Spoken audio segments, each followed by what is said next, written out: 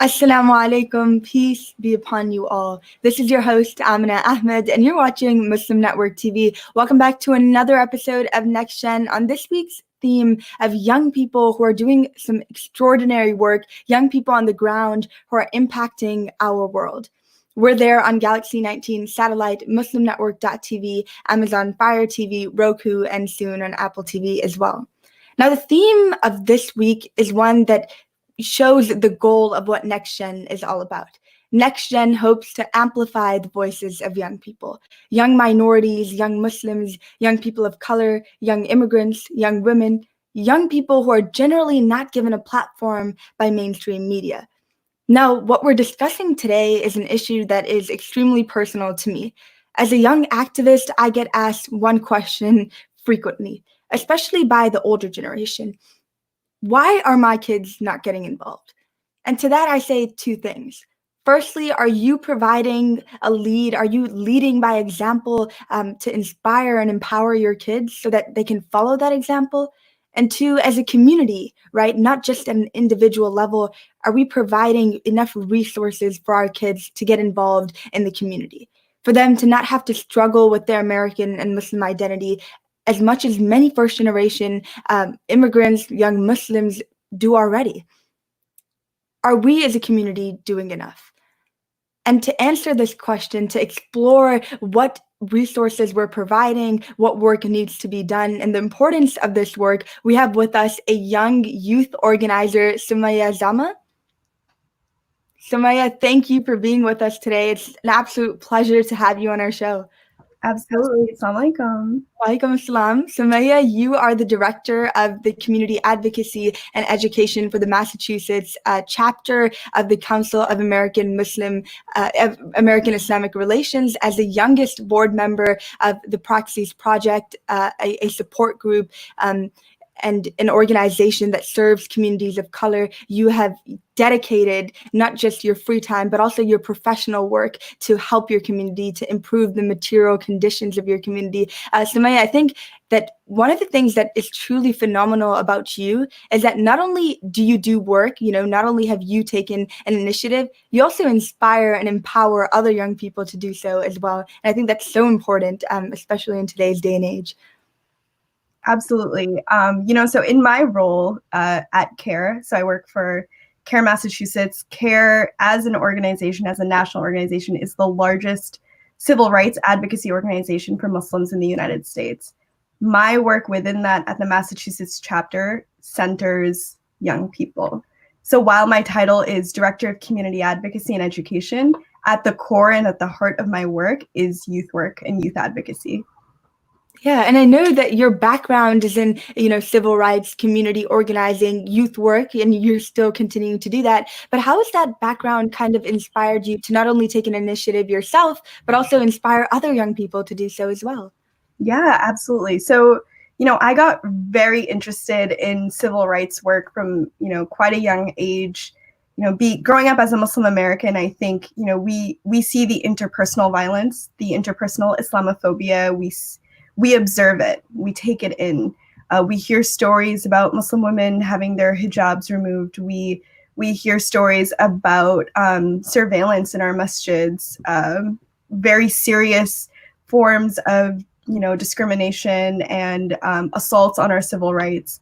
And growing up, we didn't really have the language to call it what it was, but contextualizing the condition of what it means to be a Muslim American and how we, as Muslim Americans do have rights that need to be protected was an awakening that I sort of walked into my adolescence. And CARE is sort of a door that opened up to me and was the exact platform that I needed to begin to affect that change. And as someone who was so heavily impacted by Islamophobia, I've worn hijab since I was in 7th grade. I've witnessed surveillance in my own community. I knew that these issues begin at a very young age. You begin to observe these issues at a very young age. And so I was interested in doing work with young people. And I began sort of as an inner city youth worker, not in like a predominantly Muslim context, but began as an inner city youth worker doing one-on-one youth work with young people in the greater Boston area. And so I would start to develop programming that was rooted in activism, in social movements, to inspire young people to start to learn more about themselves by observing the world around them. You describe all of this as an awakening, right? You got involved in care, and you said in the inner city as well. And it wasn't always focused on just Muslims. It was young people at a very broad level. Now, Sumaiya, you also described that many of your work and inspiration comes from the scholars and Islamic texts. Tell us more about that. How have you derived, inspiration from that? Yeah, absolutely. So Islam is my first love. It is my first inspiration. It is like the gateway to my awakening in terms of moving and shifting through the world, as a Muslim and as a woman, as a brown woman. Islam has been the lens through which I understand change, and the way that I understand the necessity to begin to start to change the world. And so, the language around that now that I have to use is, Islamic liberation theology, is using Islam in our Islamic texts, hadith, the Quran, stories of the prophets that came before the Prophet Muhammad sallallahu alaihi wasallam, and using the stories that are presented to us in the Quran to inspire Muslims towards social change. And so that has been my way of not only motivating myself, but motivating others to move towards change. For me, doing civil rights work is not merely my 9 to 5. It is my 24/7. It is, directly connected to a divine calling towards inspiring change. For me, it's not just something that, interests me and will pass. It is something that I live and I breathe, and I hope to ingrain in the very foundations of my own faith. And I think that's beautiful, right? Because with a lot of young people, I think with the rise of, activism, sometimes even passive activism in the Muslim community, do we see a disconnect between that activism and their faith? Is that something that's prominent? I think so. I think that a lot of activism can become really reactionary, right? Mm-hmm. Like, this is what the trend is, and so this is what we'll do. And in a couple of years, you realize that wasn't really beneficial for your community. And, I encourage people to think deeply about what their own values are, truly, as an individual and as a Muslim, and to think truly about what it is that they want to change based off of what they have experienced themselves.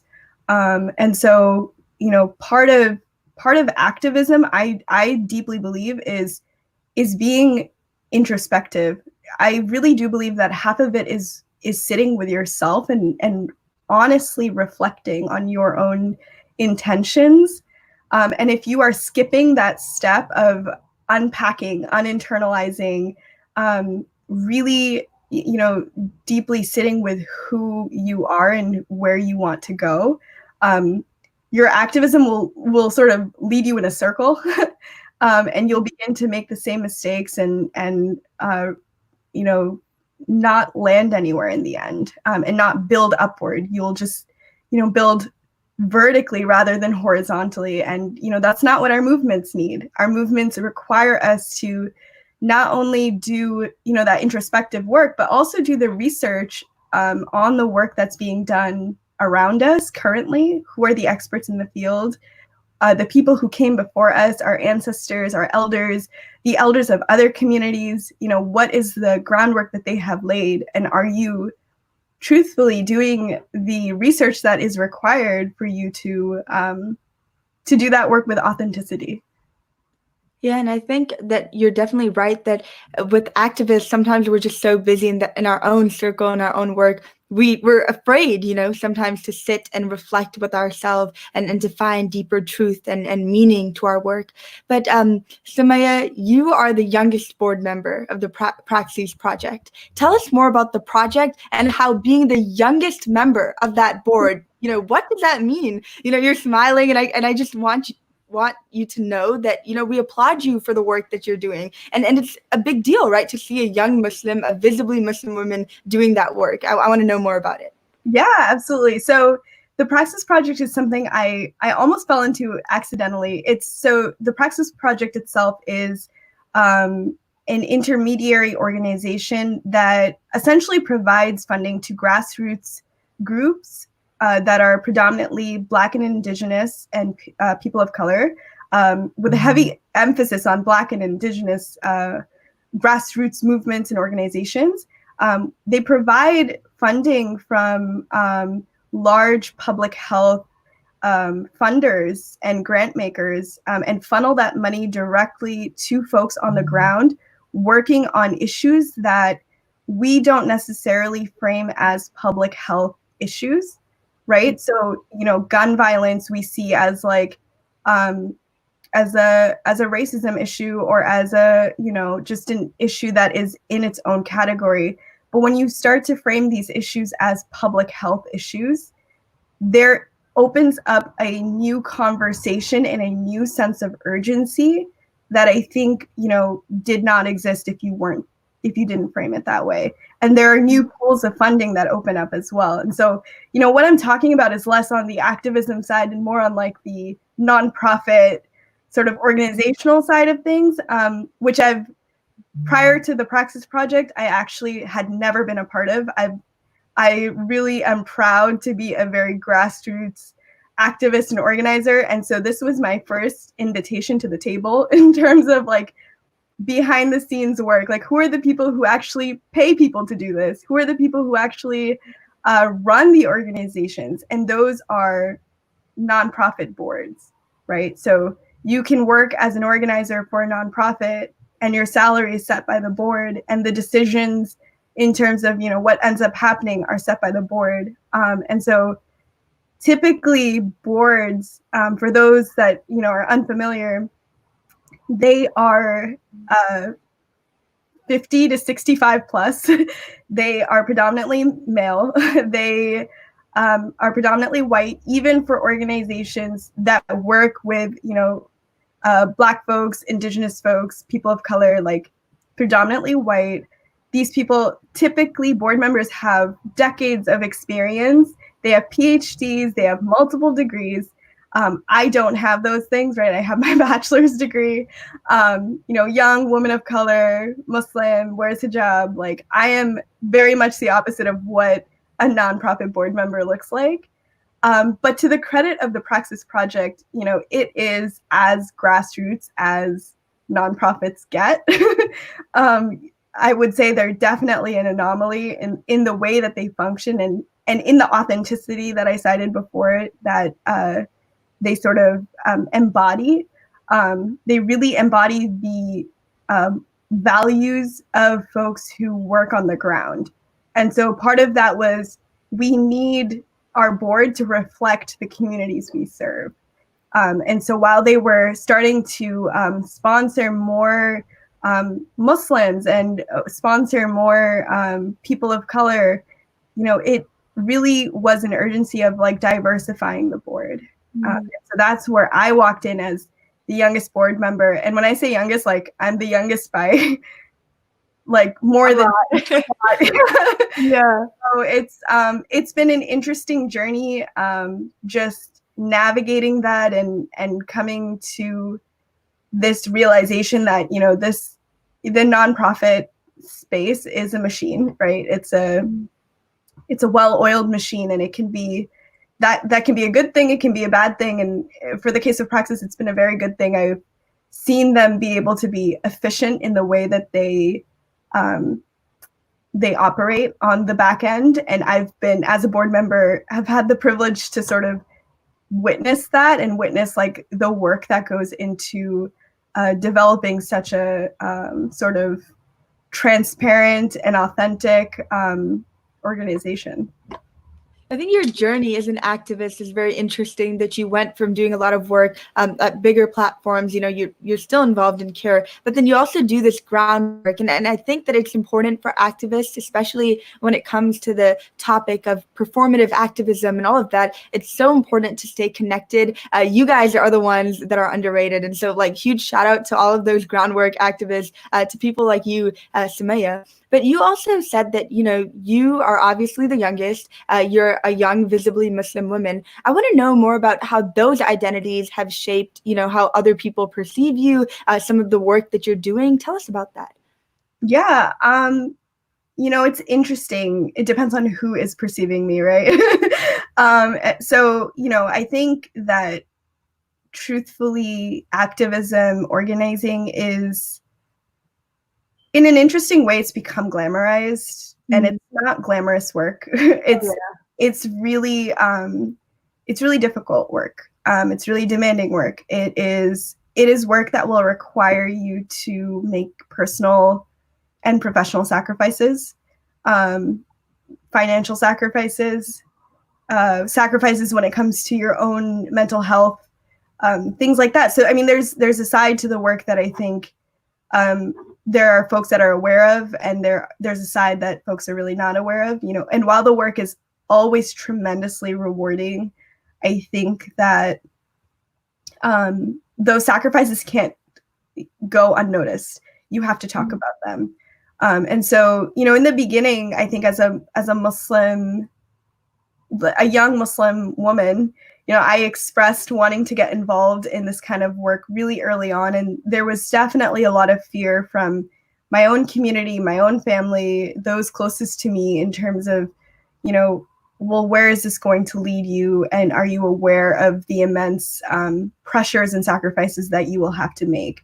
And, at the same time, it's work that is respected in certain circles, and it is work that is not respected in others. And I think one thing that I've had to come to terms with is, the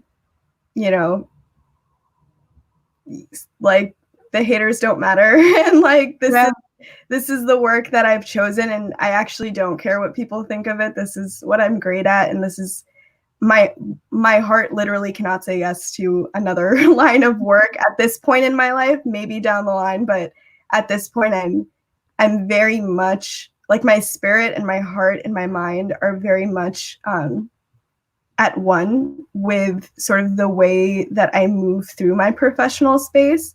There's almost not even a separation for me. The decisions and the conversations I have in my personal life are very much in line with what I preach and what I talk about in my workspace. And so there's been, a shift in that perception, I would say, in the Muslim community, which I'm so thankful for. I definitely look at Gen Z and say, young Muslims are moving into a second sort of awakening where parents are encouraging their young Muslims to pursue these careers and to pursue change making as a serious career choice. And that, wasn't really the case for, a majority of millennials, I would say, that grew up in a, pre and post 9/11 world. Now, Sumaiya, you said that you kind of have to ignore the haters. And, I think that as activists, you develop a very tough skin. And without that, we wouldn't be able to function, whether that be physically, mentally. Recently, just let me give you something personal. This week, I've just been receiving a lot of hate from, I like to call them Modi stands, right? I'm an activist against human rights violations in India. So I get a lot of hate, right, from whether that be Hindutva here in the US or, back in India. And some of my family members were around me while I was just scrolling through some of those hate. And they were like, doesn't it affect you? And I was laughing, and I was just having a very good laugh. And I think we have to find, mechanisms to convert that hate into something that either inspires us or makes us laugh, right? Yeah. Yeah, and we'll be discussing more about your work and the work that others are doing alongside you right after our short break. We're there on Galaxy 19 satellite, MuslimNetwork.tv, Amazon Fire TV, Roku, and soon on Apple TV as well. We'll be right back.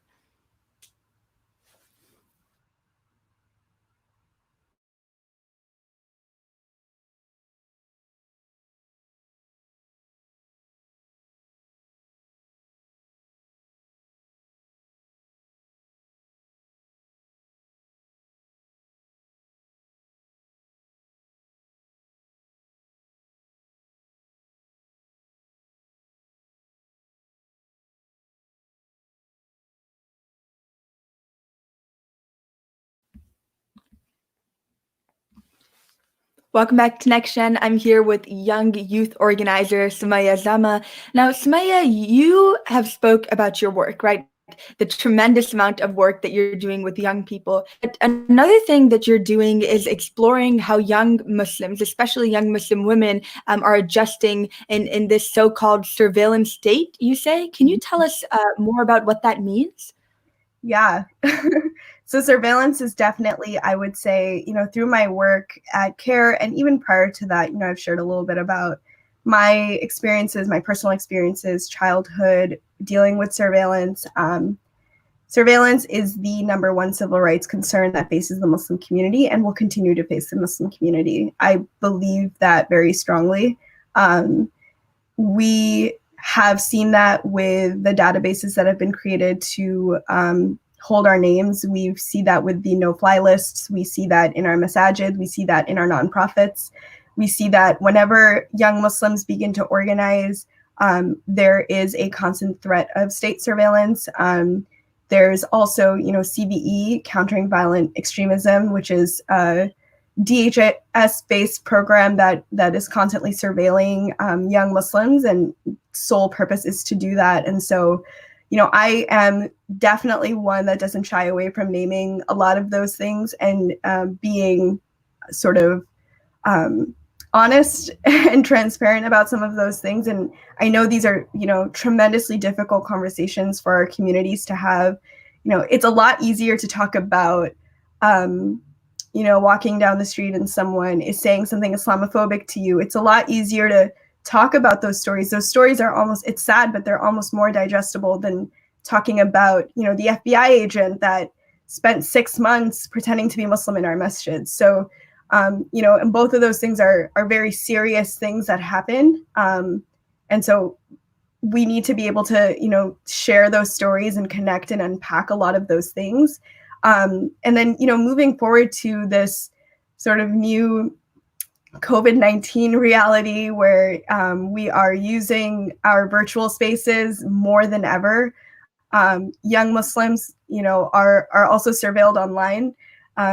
There's a lot of evidence to support that as well. So, as activists, as organizers, I think when we are leading young Muslims into this space of change making and wanting to organize digitally or virtually with other people, it is, we should be more responsible about how we lead young Muslims into that space. And we talk about digital safety, we talk about virtual safety, we talk about doxing. Just a couple years ago, I had an intern who was doxed. Her Twitter was doxed, young Muslim woman who was just interning for me and did not come into the office the next day because she was afraid of doing so. And so I take these things quite seriously. I really do talk about these things because, on the one hand, the side of activism that might seem attractive and flowery, because, we do have Ilhan Omar now. We have our hijab wearing activists, or we have our Muslim activists who have a lot of clout and have an aesthetic and have an appeal that is so attractive to many. There are things that they deal with that they don't talk about, right? And that is even more serious for those on the grassroots level that don't have the media attention to protect them, that don't have people paying attention to their safety, right? And so I think if we want to be the mentors that we wish we had, I think we have to be authentic about what the dangers are and how to really keep ourselves and our communities safe. And you do a lot of work with young Muslim, and just in the summer you're doing a young Muslim leadership initiative. But before we get into what that initiative is, do you educate those young people about the things that you're speaking to us about? Is this a conversation that you have to have? It's a difficult conversation, I'm sure, but is this a conversation that you have with those young leaders? That's a really great question. So I think it depends on how those conversations are had, talking directly about surveillance is, it's not something that young people are unaware of. A lot of young Muslims don't keep their first and last names on their Instagram accounts. They don't. That's common practice for a lot of young people engaging with virtual spaces already.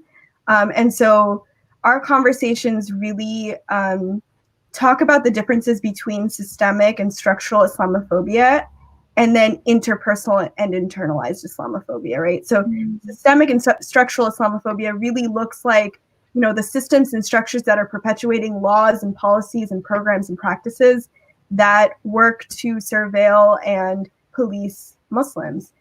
So that includes the Muslim ban. That is a literal law that is part of a broader system and structure that is working on Islamophobic policies and practices. That looks very different from calling me a towel head, right? Walking down the street, someone so there's a difference between the interpersonal and this systemic structure that then breeds the interpersonal. And so we talk about that. We talk about the broader sort of Islamophobia tree, where the roots of the tree are this system and the structure, and the leaves that grow out of it are, our feelings that get hurt, us being physically assaulted, us experiencing tremendous amount of violence in our personal lives because we are Muslim.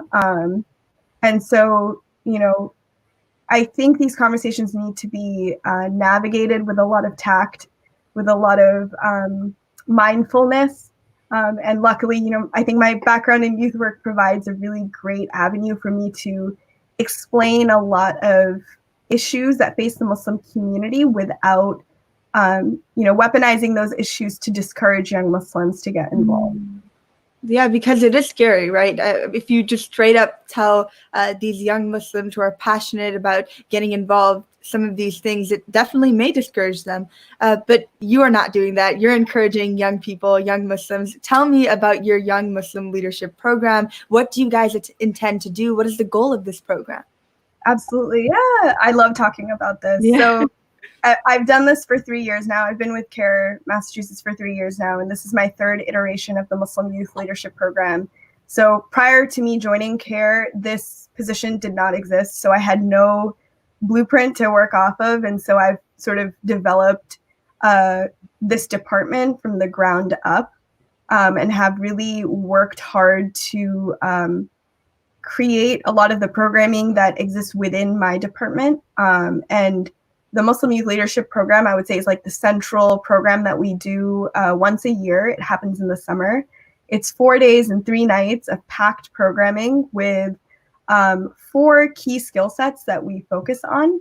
The first one is grassroots community organizing, civic engagement, media literacy, and coalition building. So through, a ton of research and talking to young Muslims and my own, life experience as an activist, I really identified these 4 key skill set groups and knew that, these are the 4 skill sets that every activist needs to sort of have a ton of experience in, right? And so we dedicate the 4 days and 3 nights to just, those 4 key skill sets. They stay with us overnight. We book dorms, and, the young Muslims get to know one another. They get to know, the staff, and it's a really, really amazing and rewarding experience. We have anywhere from 30 to 40 kids with us every summer, all high school age, Muslim identifying. And I always like to say that, MYLP is a leadership machine. The young people that come out of MYLP, they go on to do amazing things. They get involved in their town. They get involved in their masjids. They get involved in different social movements. Many of my young people who began 3 years ago, I saw them protesting for BLM this summer. And so it was the proudest moment for me. And it's not to the credit of the program, but to the credit of the young people who make a decision to apply and decide that this is really, what they want to do. And this summer, because of, COVID-19 and being in quarantine, we don't have an in-person program, so we've taken MYLP to a virtual facilitation model. And so that's also been, tremendously rewarding. Sumaiya, I think I might have to join. I'm in high school, so that would be absolutely phenomenal. You're just so passionate about what you do. And I think that, just seeing those same kids 3 years later get involved, do some actual work must have been as rewarding as you said it was. I also want to know the response from, the other youth. Did all of them go on to, get involved in their community? Was it more positive? Did you have constructive, remarks from that work that you've been doing for 3 years? How was it like? Yeah. So I think activist work can manifest in many different ways, which is why, I think an activist is very different than an organizer. Activism is talking about the change you want to make. Organizing is putting the actions behind the words. So you can be, an activist and just be talking to your families, talking on Twitter. You can be, just tweeting into the void. You can be sharing Facebook articles and call yourself an activist. And you're right, you are an activist. Organizing takes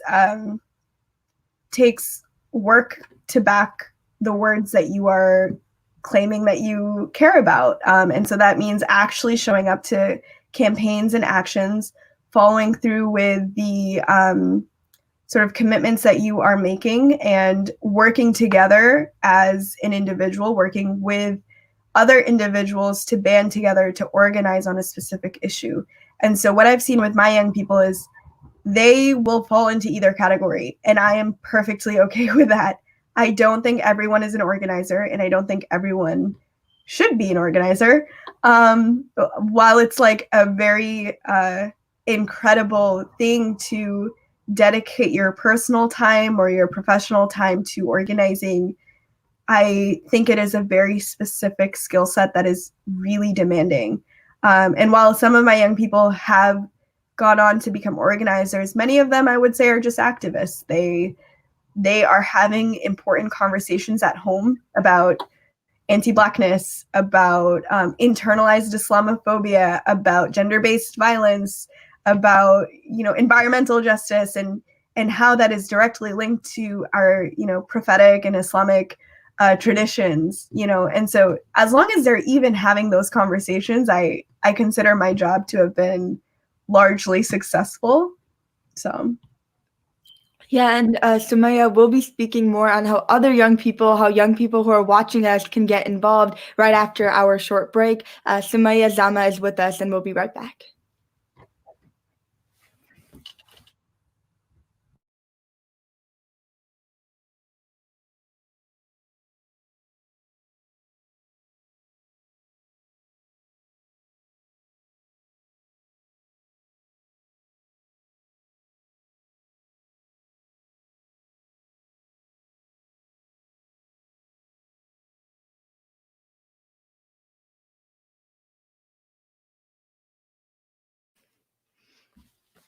Welcome back to NextGen. I'm here with organizer and activist Sumaiya Zama.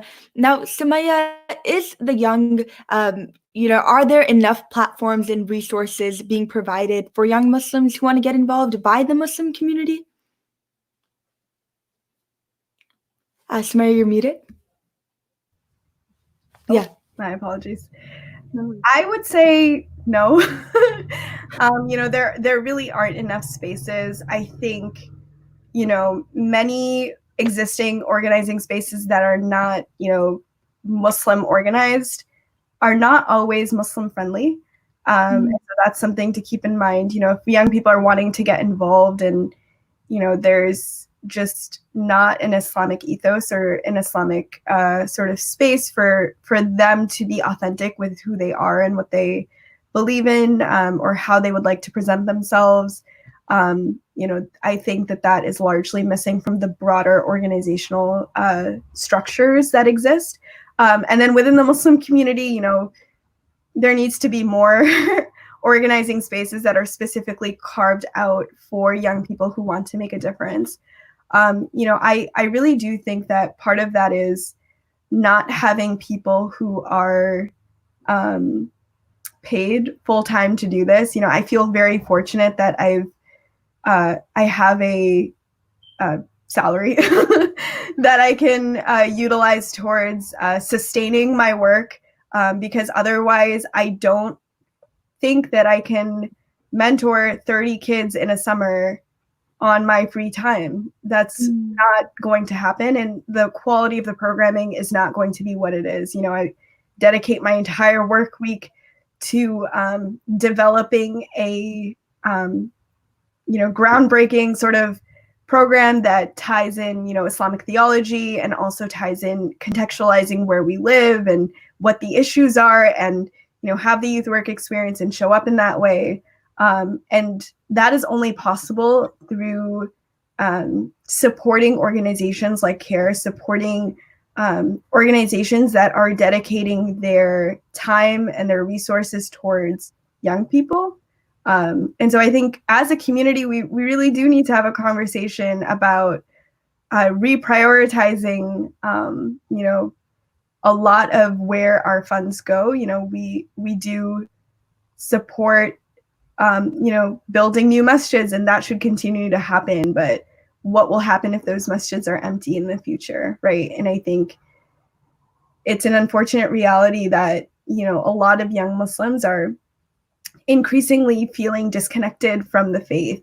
And for me, what has tied me so deeply to the faith is my work towards the Muslim Ummah, my activism work. That is the backbone of my faith, because I do believe it is a divine calling that Allah has commanded us to leave this world better than how we found it, right? And I think we really do need to recontextualize how we're thinking about and talking about these things. Yeah, and Sumaiya, you're saying that obviously the community is not providing enough resources to young people. So then what is your advice to young people who do want to get involved, who want to make an impact, and like you said, leave the world better than what they found it? Yeah, absolutely. I would say reach out to folks in your community that have been doing this work for a couple of years now. Folks who are maybe in their 20s or 30s and are really settled into this career path. Look at their trajectory, look at, what they got involved in and how they got involved in a lot of those things. You'll find that, the opportunities are there. They might not be well advertised, or you might not have heard about it, but really start to plug yourself into those networks, because those are the networks that will become, more valuable than gold. Like, there's nothing more valuable than having, a mentor and someone who is also Muslim identifying and looks like you and speaks like you and believes the things that you believe in. That person can guide you more than anyone when it comes to a lot of these issues, and really start to make asks of your elders, make asks of your masajids, of your local organizations. If you have a CARE chapter in your state, if you have other chapters of other Muslim organizations in your state that of taking on issues that you care about, reach out to them directly, express your interest, let them know, like, I'm here, I'm not going anywhere, I need an internship, or I need, what type of programming are you providing for someone like me? And, I'm sure that the more that you begin to do that and your friends begin to do that, people start to pay attention, and they start to develop an interest in what you care about. Yeah. And you spoke about, providing asks to the elder generation. What is the role of our elders, our respected elders who may be watching today? What is their role in encouraging the youth? Yeah, that's a really great question. I mean, our elders have laid the foundation for us to be able to do this work, right? Like, for some of us who are not Indigenous Muslim, are not Black Muslim, and we're not here for generations, for those of us who come from immigrant backgrounds, our parents made the decision to come here and really laid the foundation for our futures. And I never like to downplay that, because what they did in its own sense is a type of activism, and is, braver than anything that we can do in our lifetimes, right? Like it is definitely something that we can never repay. And so part of what I think that needs to happen is, that realization within young Muslims of, we have a very unique opportunity to be, to bring our ummah forward and to bring, Muslim Americans forward specifically in the country. And there's a lot of work that needs to be done. But also for our elders to understand that, our young Muslim Americans need their guidance and need their mentorship. It's really important to not get lost in the sauce, as they say, and just kind of like really have a handle on our background, our the things that we believe in, and that's not really possible without our elders. The other thing that I will say that I think is largely missing is an understanding of the history of Muslims in America. A lot of young Muslims come upon that history accidentally. And much of that is because, our elders that, immigrated here may not have had that understanding or that context, or were not provided that context of, Muslims have existed here for so long, before we came here. And so we really do need to, as a community, both, elders and young people, honor the sacrifices and the legacy of Black Muslims. And I don't want to part without saying that, because, we can sit here and have a conversation about activism and organizing, but the truth of the matter is that, the very first activists, the very first organizers, the very first people who even modeled for me and for you and for many other Muslim Americans what that even means, what that even looks like, were Black Muslims. And we are merely, imitating, and we are merely, we're merely just mirroring the tremendous work that has been done before us. So. You speak about how, these Black Muslim activists are essential to the history of this country, right? Far before our parents or our grandparents may have immigrated here. So before we, end today, I want to ask you, right, what is your advice to young Muslims who feel that their Muslim identity and their American identity is separate, right? They struggle between both of those identities. What is your advice to them? I would say that struggle is valid. First, I just want to say, I think we dismiss it as, it's cut and dry and it's fine that you just ignore those feelings. They're not real. They're real feelings. And there's definitely, I encourage young Muslims to investigate that. I really do believe in diving deep into the issue and really sitting with yourself and thinking about what it is about either one of those identities that is making you feel a discomfort. And to really think about that, and to also, understand that, that is not a unique dilemma. I think the first people to really talk about this were Black Muslims, or, Black Americans, actually, to talk about the double consciousness, the sense of I am both Black and American, and my American identity has largely been not inclusive of my Black identity, right? And that is real. And Muslim Americans who are feeling that is real. There is a large part of our American identity that has caused harm to our Muslim identity. And we want to sit with those feelings and really investigate those feelings. But in the end, come to a place where, we say to ourselves that no one can tell us who we are besides ourselves, right? We have the power and the agency to really call ourselves what it is we want to call ourselves. And in the end, the power that you think another person has over you is really just dictated by how much you allow that person to have power over you, right? And find pride in the things that you find pride in, and really sit with that. Yeah, Sumaiya, definitely, indeed, no one can tell us who we are except ourselves. And I think that's a beautiful statement, and we'll end with that. today we had an enlightening discussion just sitting with you here. I already feel enlightened, and maybe after this discussion, I might sit with myself and do exactly what you said to do, that something that a lot of young people, young organizers, young activists shy away from doing, from self-reflecting. Thank you so much for being with us, and thank you for our viewers for tuning in, and we'll be back tomorrow with a new episode. Tomorrow we'll be speaking on gun violence, and until next time, assalamu alaikum, peace be upon you all.